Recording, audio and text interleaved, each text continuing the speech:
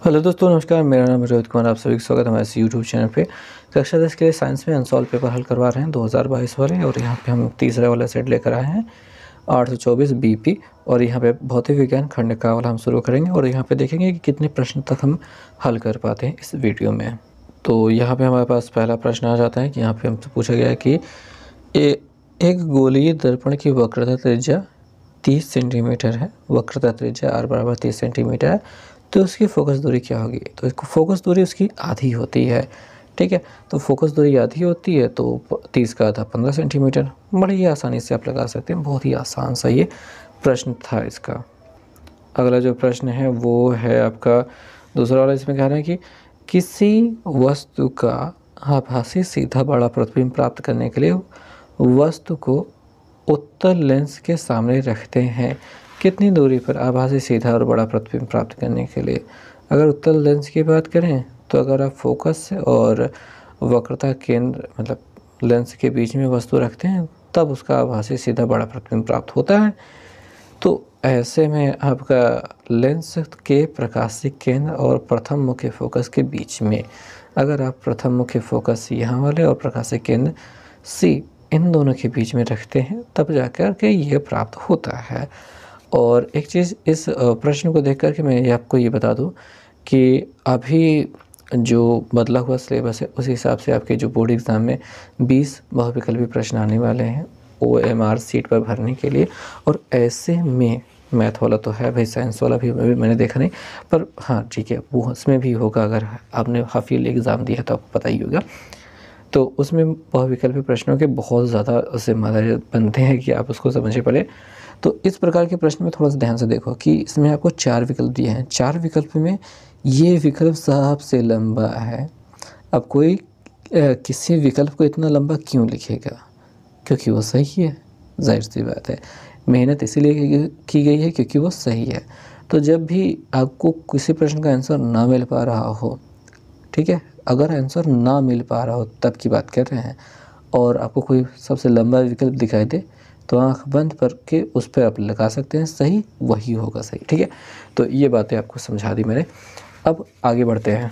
ये मज़ेदार बात थी, ये आपके काम की है, काम आ जाएगी। ठीक, वैद्युत ऊर्जा का मात्रा क्या होता है? वैद्युत ऊर्जा का जो मात्रक होता है किलोवाट घंटे होता है, वाट ओवर। ठीक है, watt hour kilowatt hour होता है, ये कहा जाता है। सॉरी मुझसे गलती हो गई। अब हमको ये समझना है कि हमको ये बताना है कि 1 किलो वाट आवर इसमें कितना, इसके बराबर क्या होता है? क्योंकि ये एग्ज़ाम में पूछा जाता है, बहुविकल्पी प्रश्नों में आना ये तय है, पक्का है, ये आएगा। 1 किलो वाट घंटे बराबर क्या होगा? तो 1.6 गुणे 10 की घाते 6 जूल। याद रखिएगा, जूल। अब इसमें क्या क्या अंतर दे सकता है? इस जूल की जगह पे वाट लिख सकता है, इस 6 की जगह पे कुछ और लिख सकता है, 1.6 की जगह 3.6 लिख सकते हैं। यहाँ पे कौड़ा कबाड़ा कुछ भी बदल सकते हैं। ठीक है, 6 की जगह पे 8 लिख सकते हैं, कुछ भी लिख सकते हैं। यहाँ पे 1.6 की जगह 16 के लिए लिख सकते हैं। तो इतनी सारी वैरायटी बदल सकते हैं क्योंकि भाई ऐसे ही दिखाई देते हैं ये लोग, बहुत बार दिखाई देते हैं। तो आपको मैंने हर तरीके से आपको आगाह कर दिया है, आपको सही उत्तर याद होना ही चाहिए। अब इस वाले प्रश्न की बात करते हैं। विद्युत धारा का मापन करते हैं। तो विद्युत धारा का मापन जो होता है वो एमीटर से होता है। ये एमीटर जो ए लिख कर के जो बनाया रहता है, अमीटर वो होता है। वोल्टेज वोल्ट मीटर से नापते हैं। धारामापी जो होती है, धारामापी अलग चीज़ होती है। विद्युत धारा नापने का जो होता है, कितना इलेक्ट्रिक करंट धारा आई बह रहे है, वो अमीटर द्वारा नापा जाता है। ओके, और इस प्रश्न में मतलब इस बुक में यहाँ पे धारामापी द्वारा कहा गया है, हालांकि गलत है। मैं आपको बुक में दिखा सकता हूँ कि आप यहाँ पे बुक में देख लीजिए कि क्या लिया गया है। विद्युत धारा दिखाई दे रहा है। विद्युत धारा की परिभाषा है, विद्युत धारा का मापन हेतु अमीटर का प्रयोग किया जाता है। साफ साफ लिखा गया है, तो अमीटर ही सही रहेगा। जाने कि उस खुशी में इन्होंने धारामापी कह दिया है, मुझे नहीं पता। अगला जो प्रश्न है दूसरे का वाला प्रश्न, इसमें हम देख पाते हैं कि एक अवतल दर्पण के सामने 15 सेंटीमीटर की दूरी पर एक वस्तु रखी गई है। दूसरे का वाला प्रश्न है, इसमें वस्तु की स्थिति है। वस्तु की स्थिति जिसको हम U से रिप्रेजेंट करते हैं, और वो है 15। माइनस में लिखेंगे। यदि दर्पण की फोकस दूरी 30 सेंटीमीटर, तो यहाँ पे हम लिखेंगे अवतल दर्पण की फोकस दूरी, उसको F से दिखाएंगे और वो है 30 सेंटीमीटर। चूँकि ये अवतल है इसलिए माइनस लिखेंगे। तो प्रतिबिंब की स्थिति और प्रकृति ज्ञात कीजिए। तो प्रतिबिंब की स्थिति के लिए हम पहले लिखेंगे 1/v प्लस, दर्पण है ना, तो प्लस 1/u बराबर 1/f, ये फॉर्मूला होता है, ये 1/f हो जाएगा। हमको v का मान निकालना है तो u को उधर भेज देते हैं। 1/v बराबर 1/f माइनस 1/u। अब हम यहाँ पे f का मान -30 रखते हैं और u का मान -15 लिखते हैं। यहाँ पे -1/30 लिखते हैं, यहाँ पे +1/15 लिखते हैं। एलसीएम लेते हैं, 30 × 9 30 तो -1 ही रहेगा, प्लस 15 दूनी 30 तो ऊपर 2 रहेगा, 2 में से 1 घट जाएगा, 1/30 हो जाएगा। तो ये 1/v चल रहा है तो v बराबर हो जाएगा 30 सेंटीमीटर। ये प्लस में मिला है, इस वजह से हमको ये दर्शाया जा रहा है कि भैया ये यहाँ पे तो कहाँ पे बनने वाला है, थोड़ा सा समझते हैं। एक चित्र के माध्यम से मैं आपको समझाने का प्रयास कर रहा हूँ कि ये एक अवतल दर्पण है, इसके फोकस दूरी है 30 सेंटीमीटर, प्रतिबिंब रखा है 15 सेंटीमीटर पे, ये फोकस है। तो फोकस पे ये हो गया। तब इसका जो अगर बात की जाए तो जो प्रतिबिंब बनेगा वो कहाँ पे बनेगा, प्लस में 30 दिखाई दे रहा है, अर्थात इस दिशा में, ठीक है, यहाँ पे बनेगा 30 सेंटीमीटर। तो जब यहाँ पे प्लस में 30 इसी वजह से दिखा रहा है दर्पण से, मतलब इसकी जो दूरी है वो 30 सेंटीमीटर है।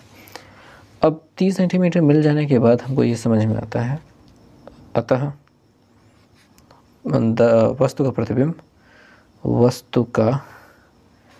प्रतिबिंब दर्पण के पीछे 30 सेंटीमीटर की दूरी पर सीधा आभासी वस्तु से बड़ा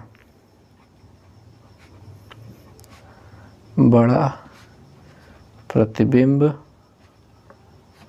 प्राप्त होगा।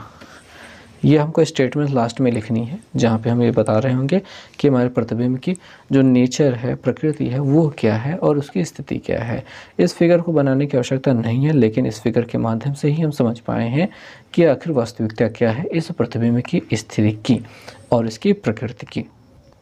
तो जो प्रश्न है अगला वाला, उसमें कहा जा रहा है कि श्वेत प्रकाश के विक्षेपण से आप क्या समझते हैं, श्वेत प्रकाश के वर्ण विक्षेपण से प्राप्त विभिन्न रंगों का क्रम लिखिए।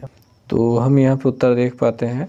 आप इसे श्वेत मतलब प्रकाश वर्ण विक्षेपण भी कह सकते हैं, एक ही बात होती है। तो प्रकाश का, सूर्य के प्रकाश अनेक रंगों के प्रकाश से मिलकर बना होता है। सूर्य के प्रकाश के संकीर्ण प्रकाश पुंज को प्रायः श्वेत प्रकाश कहते हैं। जब श्वेत प्रकाश किरण एक पारदर्शी प्रिज्म से गुजरती है तो यह अपने मार्ग से विचलित होकर प्रिज्म के आधार की ओर झुक जाती है। ये देख सकते हैं आप, आधार की ओर झुकी हुई है, ऐसे झुक जाती है, ठीक है, इसी का मतलब है झुक जाना, तथा 7 विभिन्न रंगों में विभाजित भी हो जाती है। श्वेत प्रकाश के अपने अवयवी रंगों में विभक्त होने की घटना को प्रकाश का वर्ण विक्षेपण कहते हैं। और इनके अगर क्रम की बात करें तो आपको इनको याद करने का ट्रिक आपको पता होगा। बैजनी हपी नाला है, बैजनी हपी नाला, बैजनी, यहाँ पे देखें, बैजनी हपी नाला। तो बैगनी, जामुनी, नीला, हपी माने हरा, पीला, नारंगी और लाल, ये आपको मतलब सीक्वेंस याद रखना है, बैजनी हपी नाला। तो ये एग्ज़ाम में बहुत ज़्यादा महत्वपूर्ण है, ये आ सकता है। अब अगला जो प्रश्न है कि वैद्युत विभव तथा वैद्युत विभवांतर की परिभाषा तथा इसके मात्रक लिखिए। तो सबसे पहले वैद्युत विभव, कह रहे हैं एकांक धनावेश को अनंत से विद्युत क्षेत्र के में स्थित किसी बिंदु तक लाने के लिए किया गया कार्य को उस बिंदु का विद्युत विभव कहते हैं। इसे V से प्रदर्शित करते हैं और इसका मात्रक वोल्ट होता है। इसका मात्रक वोल्ट होता है। V बराबर W/Q आप फार्मूला लिख सकते हैं। आप वैद्युत विभवांतर की बात करें तो ये भी सेम टू सेम वैद्युत विभव की जैसी परिभाषा रखता है। किसी धारावाही विद्युत परिपथ में दो बिंदुओं के बीच विद्युत विभवांतर वह कार्य होता है जो एकांक आवेश को एक बिंदु से दूसरे बिंदु तक लाने में किया जाता है। इसे V से प्रदर्शित करते हैं और यहाँ पे डेल्टा V भी लिख सकते हैं। डेल्टा V पर W/Q वही सेम फार्मूला होता है और इसका मात्रक भी वही सेम वोल्ट होता है। इसका जो मापने का यंत्र होता है वो वोल्ट मीटर होता है और मात्रक तो वोल्ट होता ही है। तो ये सारी चीज़ें लिख दीजिए, हो गया काम। इसी के साथ ये वीडियो समाप्त।